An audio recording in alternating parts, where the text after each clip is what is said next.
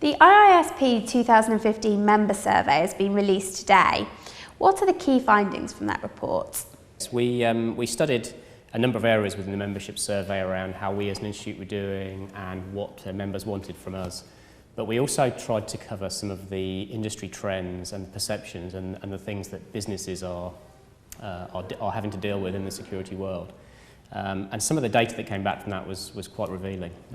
As you'd expect, there was quite a large number of organisations and people within our membership that reported shortages of skills, shortages of resources, challenges to security budgets, even despite all the press attention and the higher profile of cyber security. But we also found that organisations were perceiving that their level of ability to detect threats, to counter cyber attacks and then to deal with breaches when they occurred was increasing as well. So these two areas of research I think were quite useful, certainly from the point of view of seeing how organisations need to improve, seeing how as an industry we need to address this skills deficit that we see widely reported. And of course, despite the fact that the threats and the breaches are still hitting the news, there is I think a view that we are getting better at handling cyber threats and cyber risks in general, although clearly I think everyone would agree there's still a lot more to do in that area.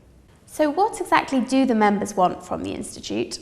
Well, I think from the Institute, one of the key areas that we're looking at improving our offering to members, if you like, and to our corporate members too, is around building up that pool of skills, that pool of resources, that assurance in the people that are out there in this industry. Much as with CREST, IISP is focused on professionalism, on standards, on skills, and on giving people a career path, if you like, so that you can attract people in at the lower end, either as graduates from universities or people that have come into security from different walks of life, and then give them a route, if you like, a professionalism set of standards they can follow through their career. That's really the only way to increase the number of people that are available to firms to help them defend their data at the end of the day. You know, it's always going to be a people problem that we face until we get that skills and resources challenge solved. The survey has a section on how organisations are responding to data breaches. What are the findings in that area? Well, it's interesting. I think despite the number of breaches that you see in the news, most, or at least a significant portion of organisations that we covered within the survey felt they were getting better, more aware, better able to respond, more aware of, if you like, the time pressures that occur when you have a cyber breach. And I think the news stories around, you know, the big breaches that have happened in the UK and in the States, and the wider acceptance of cyber risk as a board level issue, I think has probably helped that.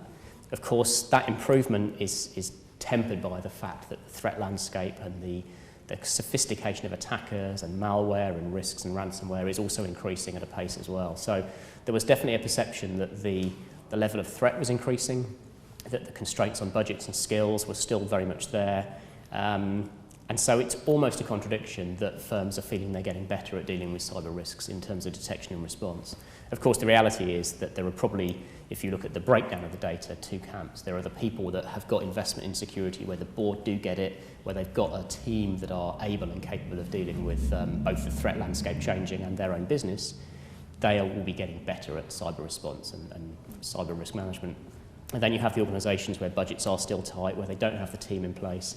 They may not have the service providers or the technologies they need, and obviously in those situations they are going to be struggling to keep up with a threat that is, you know, that is both innovating and scaling itself up to carry out more audacious types of organised crime, ransomware we've seen on the rise, data breaches for various motivations, whether it's personal data for fraud, healthcare data in the US for reasons at this stage, you know, often unknown.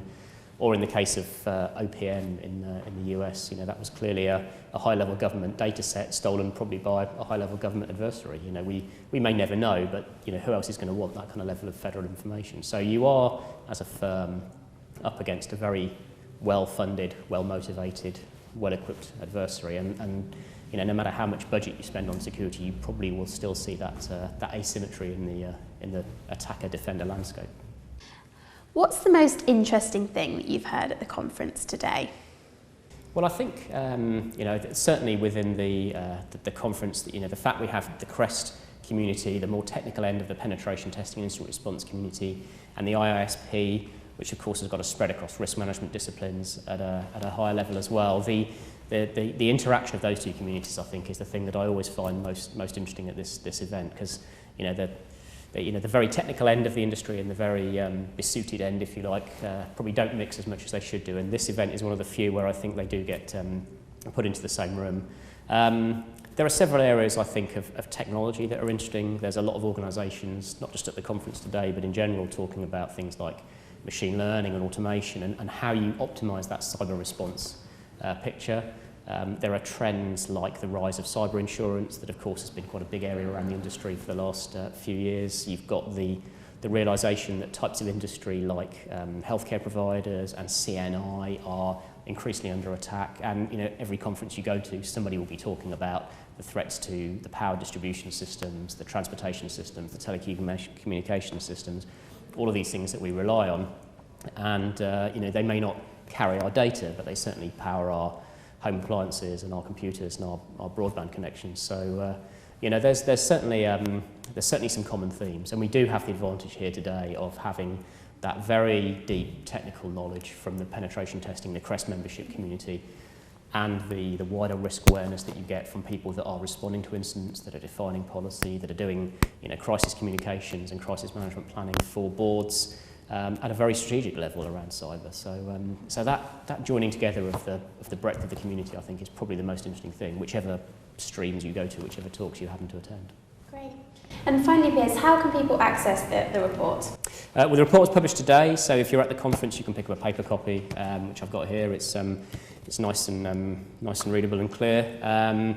We can also we're also making available on the web a version. I mean, the member survey in terms of the industry findings, that's information that we want to make as widely known as we can do. Certainly, if you're trying to get budget for recruitment, budget for improving your technology spend, there are figures in here which might help you make that case. So it's in all of our interest to see what the IISP membership has said and use that as much as possible to help direct either investment decisions or risk decisions or security strategy within the business, because I think knowing that the threat is increasing and the skills are scarce, maybe that's exactly the thing you need to convince your board that you need to do whatever it is your business case outlines.